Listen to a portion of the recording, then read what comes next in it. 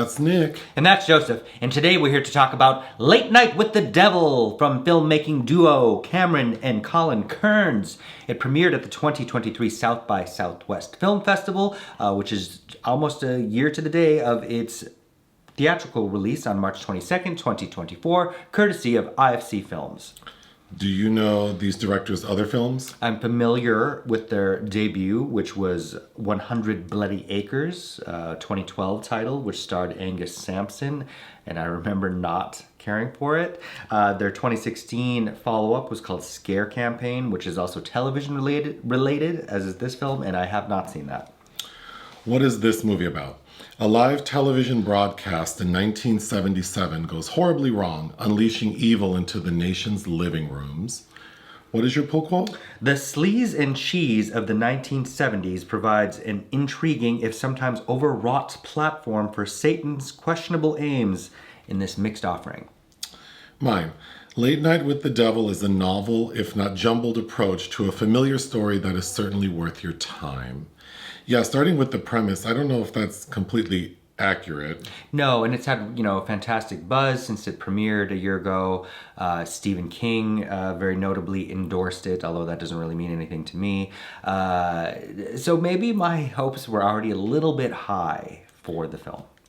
I do think it's very interesting, and it did have my attention for quite a while. It does get a little long in the tooth, and then the ending I feel is a little crazy, but we can talk about it. So the story, it's Halloween 1977, and there is a talk show called Night Owls, hosted by Jake Delroy, played by David Dastmalchian. So the opening of the film is a montage that gives us a lot of background about the state of the world. Like there's violence, crime, unrest, a focus on like the occult, maybe people needing to find God. We also learn about Jake's character and that his wife recently died from lung cancer. And then that he's been sort of tabloid fodder because he has joined a group called the Grove, which is supposed to be like the Illuminati. Or Scientology. And his show is now starting its 6th season, but we're told that his show is sort of a direct competitor to Johnny Carson, but it's never been able to beat The Tonight Show. Correct. And also kind of mirroring Carson's template almost wholeheartedly. Notably, this is kind of a found footage horror film because the narration from Michael Ironside through the opening montage tells us that this is the found taping of this infamous episode. So this episode is happening during sweeps week, meaning that, they're trying to get the highest ratings. So they've devised a plan to have like a possessed girl come on with her handler to demonstrate like paranormal activity, I guess. They have a psychic, and then they have another person who's there to debunk all of it. So we, as you said, it's set up like a mockumentary found footage type thing, and they just press play on this episode, which that portion of it I thought was really clever, and we see like commercial breaks and whatnot. But basically the show starts, we have a psychic come out, sort of is like a mixed bag of like what he can do. Then he ends up appearing to become sick and then leaves. He's spewing bile. Then his name is Christou. Then we have the skeptic, a character named Carmichael. Carmichael the Conjurer. And it was giving like Red Lights vibes. That's the Rodrigo Cortez film starring Sigourney Weaver. Yeah. And Oscar winner Cillian Murphy. Where he is trying to debunk what's happening. But then Jake, the host, brings out this girl named Lilly. And then we get backstory on where she came from, because there's this like cult leader. First name is Xander Diabo. He's kind of Jim Jonesy, where everybody killed themselves in the satanic cult and she survived. Right. So she's had a traumatic background, but her handler, this like parapsychologist named June. June Ross Mitchell. I think we were joking about June Diane Raphael and Yeah. What's her name? Kubler-Ross. Yeah. Laura Gordon plays her. But she's become this little girl's guardian. And the girl looks like maybe she's like 11. But the host is really trying to like get these ratings up. So he's telling her like, can we see the demon? Like, can you conjure up this demon? And it's important to note that she's not calling it possession. The term she uses is psychic infestation.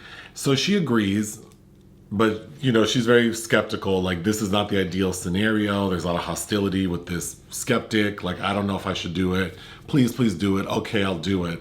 And then we see the girl become possessed in a very standard way that we see in every possession movie. And what follows is the skeptic doing like a group hypnotization To prove that... what we all saw in that girl is fake. Yeah. But then the host is like, well, run the tape back then. And we can prove it because you're saying that the camera doesn't lie. So they play back the skeptic hypnotizing everyone. And that's when we realize that, yes, everything that we saw for his portion was fake. But then, of course, they're like, well, then run the tape back for the possessed girl. And then we see that everything we saw with her was real. And then all of a sudden, this possessed girl, like levitates and turns into like an evil spirit. With a split open head. Which I thought looked interesting. It did look good, I thought. And kills everyone on stage except the host. Which is where I thought the film should have ended. But then we get another 5 minutes of the host sort of having like flashbacks, and we realize that because they mentioned the Grove, this Illuminati cult he's a part of in the beginning of the film, and then they don't bring it up again until we get this ending montage. Well, the demon says something about, we've known each other a while, since the tall trees or something. Right. So basically this cult he joined is like a satanic group, and his success is pending, I guess, his like sacrifice or whatever they're doing. I wasn't quite clear what they wanted with him and why this girl, because we see that Jake, the host, kills the girl. Believing that he's speaking to the spirit of his wife who's begging him to stab her. Right. We can talk more about it, but that's the end of the film, that he is, like, everyone on stage is dead, including the possessed girl who he killed. That's it. Yeah. I think like the problem with it is interesting and has some nice elements, but then upon closer examination, there are too many questions. Like, why is this demon choosing to do this now? I don't understand it, you know, if the devil wants to be televised, why they wouldn't just go on Johnny Carson. Yeah, go to the #1 show, not the #2 show. But I guess Carson was not part of the Grove.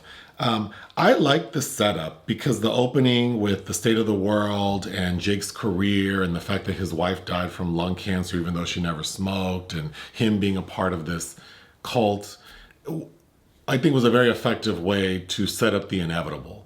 I think specifically with the Grove, this cult, it took a little too long to get back to it, and it felt like they just tacked it on. I almost think if we would have eliminated that entire storyline and just ended with this possessed girl killing everyone on stage, I would have liked this movie so much better.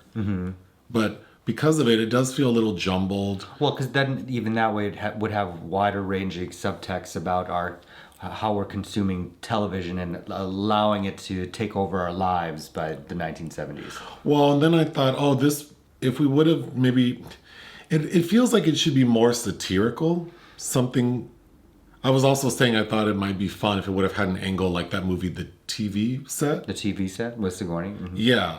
But it's not really, I mean, it doesn't feel like there's direct or obvious commentary about celebrity and, you know, this industry doing whatever it can to be popular, like selling, because it really is like literally he sold his soul to the devil to be a success. But I feel like the story and the film aren't really playing with that. They not well enough. Yeah, I'm unclear if it's supposed to be a metaphor for something like Scientology, which of course I could not stop thinking about while watching this. And Dastmalchian, I think, gives a very interesting performance, but he also seems just very earnest and naive in a way that I don't know that he would be. Well, yes, I agree. I really liked him, like the actor and his performance, and I liked him on screen. And I think I agree. I feel like what did he think the Grove was? Like, you joined this cult where they meet in the woods, because we see like video of the cult, and they meet in the woods and they wear these cloaks, but then he's acting like he's. I need like one more bit of information at least to understand what he thinks that was. I just think there should have been another side of him that, because the film is also doing this taping that we're witnessing, this found footage of it's in color for when it's footage that's going to be aired, and then there's black and white behind the scenes, which that took me kind of out of the 70s vibe of it. But to me, I would have liked to see a side of him that's kind of like De Niro in Joker, for instance, like just kind of like that has maybe ego and control issues going on. I did think the opening of the show, the found taping, was good because we get a little monologue, which I did think felt very authentic. Then we get the first guest, Christou, who is this medium psychic. And at first he's doing his thing and like, is there a whatever Bonnie in the room, or does this name he totally bombs. And then there's an audience member who's trying to be funny, which I thought was also well done. Then we see that there's because it's the Halloween episode, so there are people in costume, and we see this one person wearing a skeleton costume who seems to be taking everything very seriously, which I thought was well done because we realize in the end that the audience is filled with people from this cult, like the Grove, and that skeleton guy is one of them. So I thought that worked well, but then Christou tries again, and he's able to conjure like the spirit of this woman's dead child, and then that was kind of an emotional moment that I think worked very well. But then Christou all of a sudden has like a violent reaction and starts vomiting up like projectile vomiting black sludge, and then I thought the effects were good. Well, and then we're told that he dies. Yeah, and then we find out that in the ambulance to the hospital that medium died. So very strong start. But then the little girl, she was creepy. She was that's my note for her. She's creepy, so I guess it's effective. Ingrid Torelli, yeah. She almost seems like you could just inject her into the movie Smile. Yes, actually. Yeah. Oh, but I meant to say, these commercials that they're doing, or like these breaks, after Christou has this violent reaction and has to be taken away, during the commercial break, the announcer says that we recommend you take Pepto-Bismol before talking with the dead.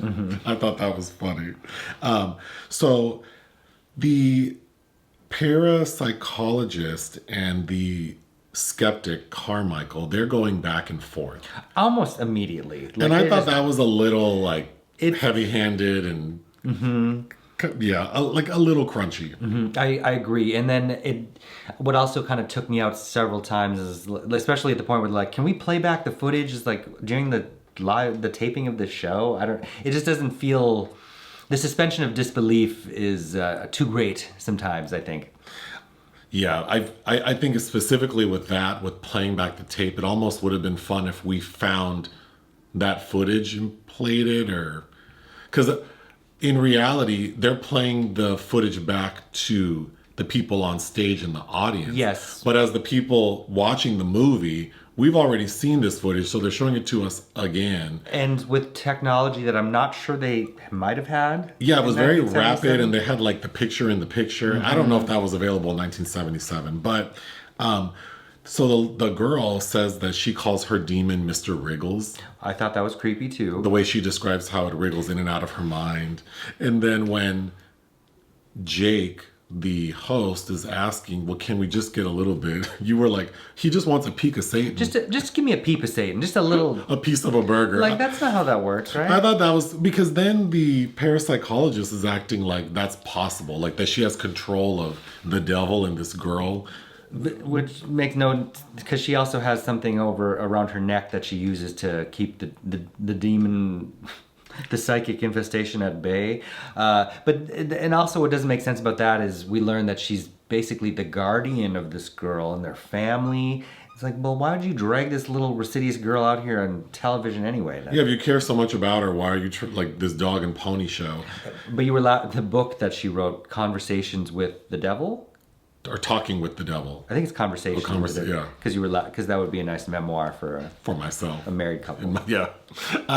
So the girl's possession on live TV is pretty much just her changing her voice. Her face looks, I mean, it's very like Linda Blair, The Exorcist. Then her chair levitates. And that's about it. Mm-hmm. Yeah. Pretty. I thought Carmichael doing the group hypnotization, he basically takes one of the crew, this guy named Gus, who I think is like the producer, Mm-hmm. and like hypnotizes him to think that he's covered in worms. But he hypnotizes the audience, which gets back to the premise saying that it's unleashing evil into the nation's living rooms. I mean, I guess that's accurate in the sense that people witnessed it, but it feels very light. Because it's kind of like we're not sure what happened. The one thing we know for sure is that group hypnotization worked. So then the entire audience thinks that the guy is like pulling worms out of his guts. I think what I wanted more for the film to lean into is how, at least in this era, we believe that truth and authenticity could be gleaned from television. Sure. Right? That there was some semblance of a reality that could be conveyed to the masses, because it reminded me of the mechanism at the end of The Howling, right, where Dee Wallace films herself turning into a werewolf because nobody will think that's fake, and or something more grisly and real was it Christina Chubbuck who shot herself, the news anchor on live television in the 70s. So this was a time when those kind of things would seem maybe not so produced. When the possessed girl, like we see the evil inside of her and her head splits in half and she's glowing, which I thought looked really cool. She kills her guardian, the parapsychologist, by slitting her throat. And then Gus, he's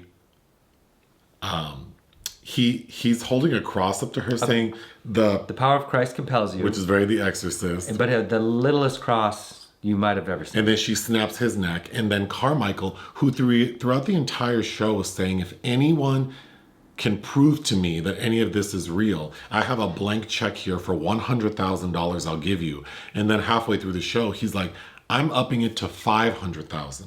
$500,000 if anyone can prove to me this is real. So when this demon is killing people, Carmichael pulls out the check like to give it to the demon.